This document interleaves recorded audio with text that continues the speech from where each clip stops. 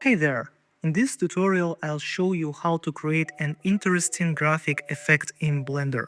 The final version will look something like this. Before we start, I recommend installing an add-on called Node Wrangler.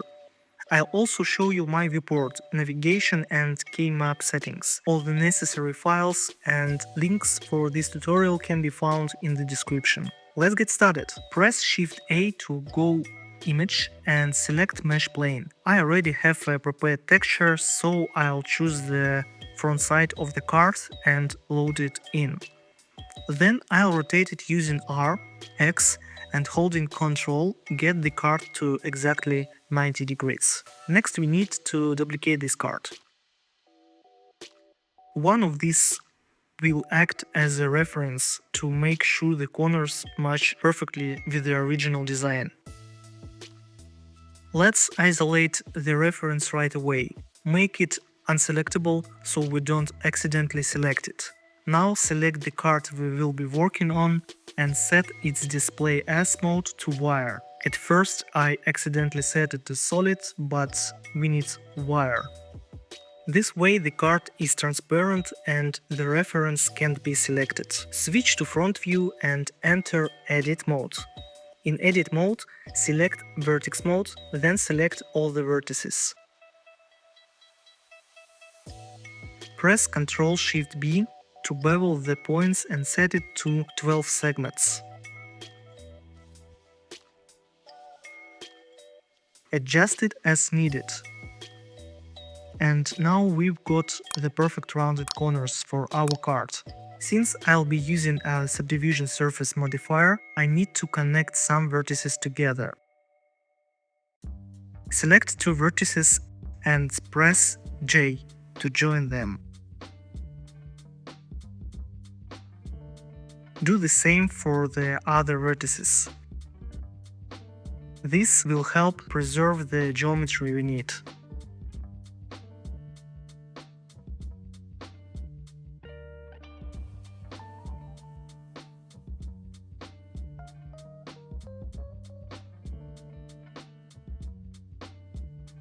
So far it looks like this.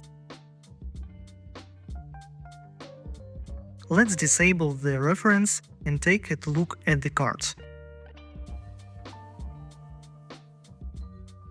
The corners are perfect. Let's remove any extra vertices we might have accidentally created. Select all the geometry, press M, merge by distance.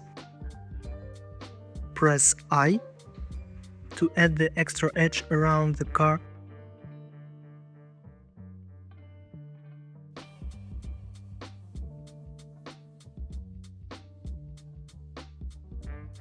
Then use Ctrl-R to add two horizontal and two vertical edge loops. Now the card geometry looks like this.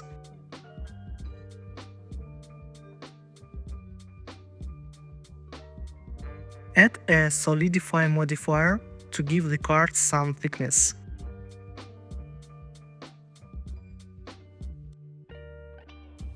By default, it's set to 1 cm, but for me, 0.6 cm works better.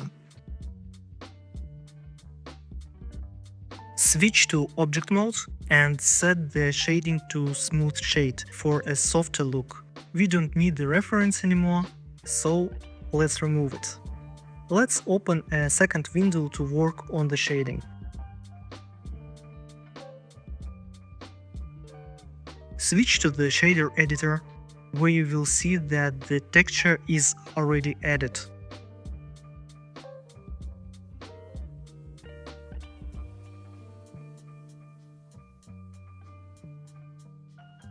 Set the roughness to 0.3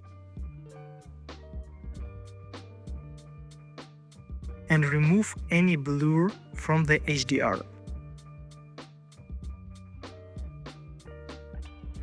Everything looks good so far.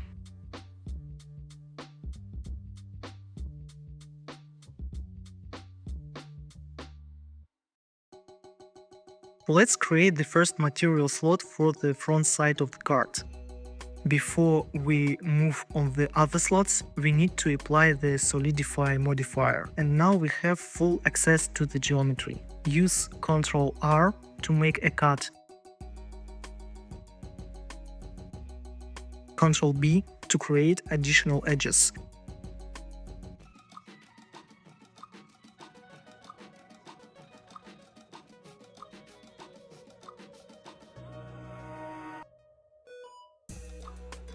Now select the front side of the card from the front view.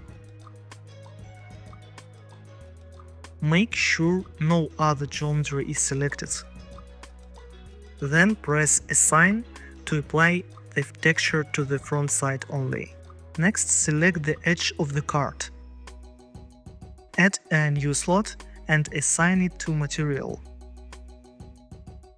Let's set the edge color to red for contrast. Everything selected perfectly, so let's change it back to white. We also need to do the same for the backside of the card. Select the backside, create a third slot, assign the material. If you installed the Node Wrangler add-on, press Ctrl T to automatically add the texture mapping nodes.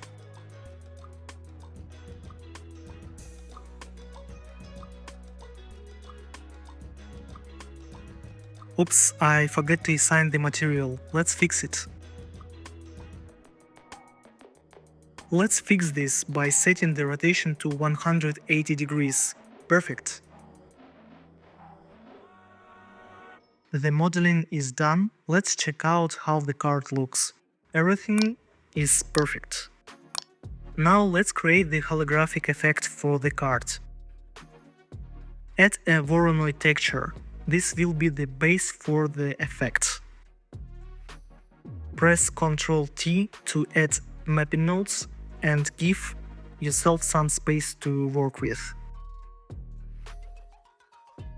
Add a separate XYZ node and combine XYZ node.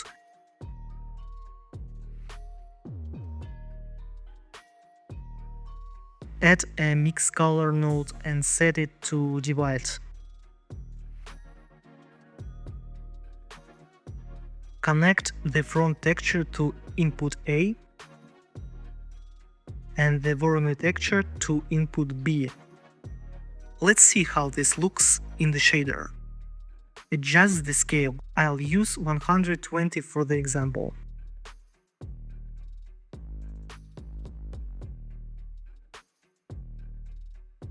Add a mask for the effect using a layer weight node. Duplicate the texture coordinates. And for this example, we will use the camera input. Connect it to the layer weight's normal input. Use Fresnel as the factor. It looks a bit strong, so let's lower the effect to 0.1. Much better. In the principled shader, set the metallic value to 0.6. Add a color ramp before the layer weight. By moving the black slider to the right, we can reduce the effect. Let's animate the effect to make it look like a 3D hologram. Duplicate the nodes and connect them to location in the mapping node. As you can see, it's working, but it's too fast. Let's slow it down by adding a vector math node. Setting it to multiply, connect it to location and add a value node. I'll set it to 0.1. Now the effect is much slower and looks better.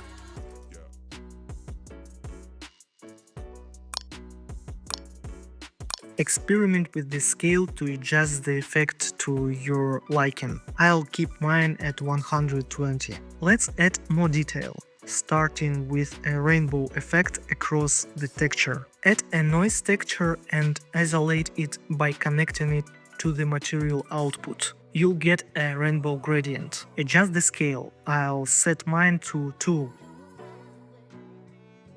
Combine this with Voronoi texture using another mix color node.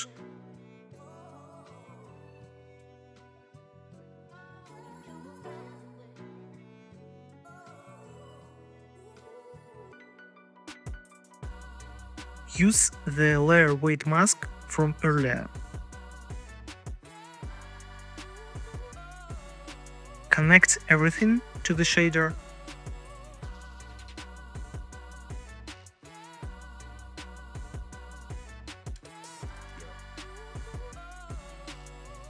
Set the mix node to linear light, and it looks great. Keep experimenting with the settings, textures, and effects to create something unique.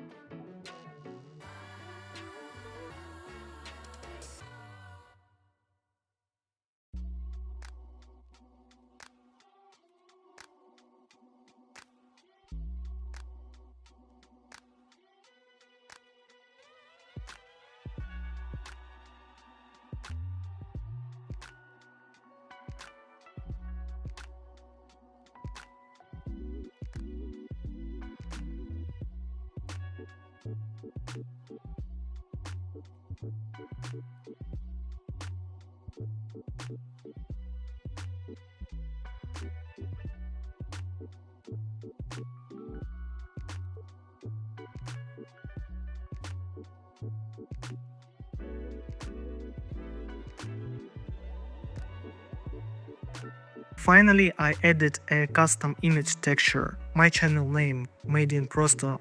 It's a 1000 by 1000 texture with white text on a black background. If you want the texture to animate, connect it to mapping.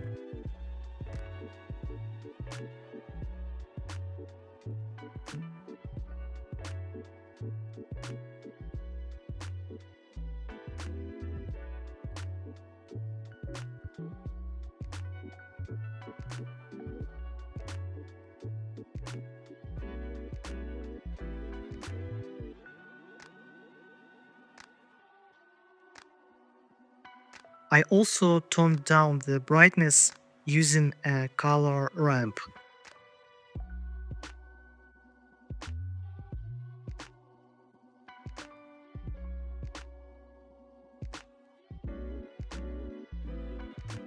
I decided to keep my custom texture static. Now my texture stays in place while the background pattern moves, which is exactly what I wanted.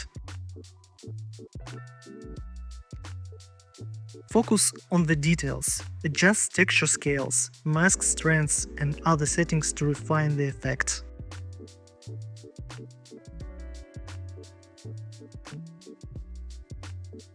Here is a bonus tip. Apply the holographic effect only to the bright part of your texture. Disable the last few nodes and isolate the effects to the light areas using mix color and subtract.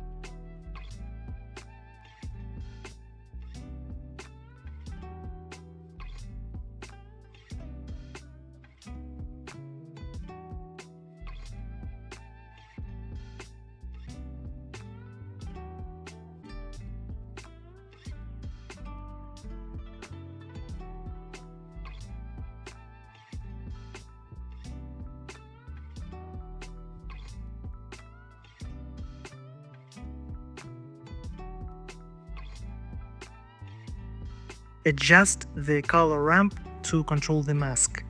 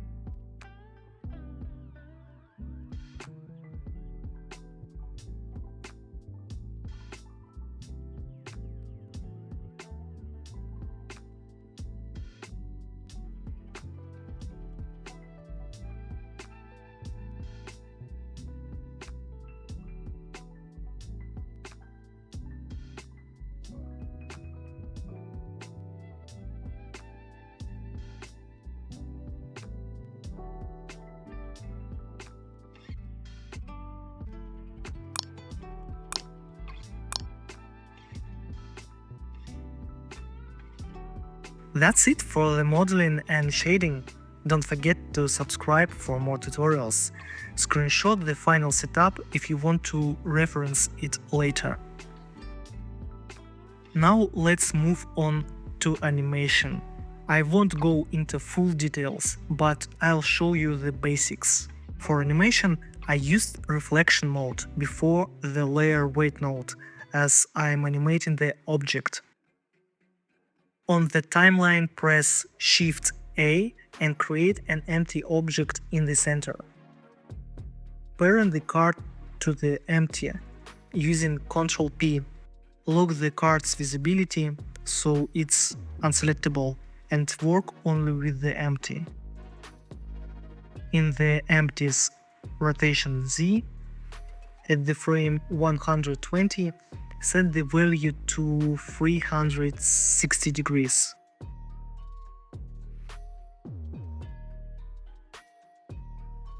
Open the graph editor to adjust the animation. Normalize the view. Select the keyframes, right-click, and set the interpolation mode to ease in, ease out. Fine-tune the animation to add some more extra motion by tweaking the graph curves.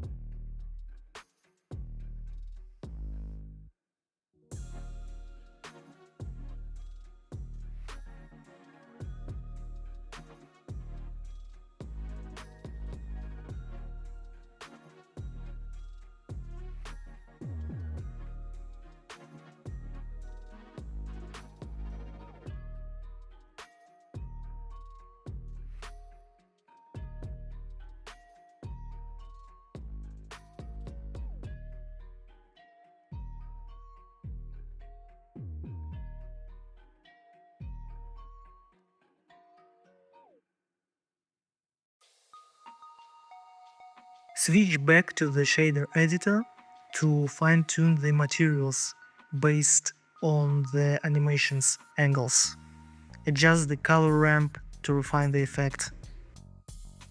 If you're animating the camera, use the camera input in the texture coordinates. Since I am animating the object, I am using reflection.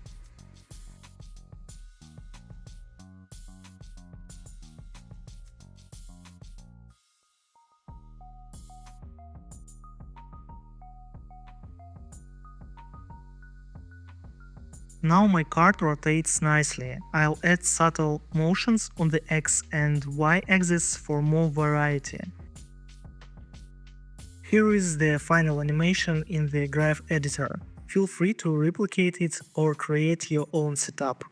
In the render setting, I used Eevee and set color management to AGX.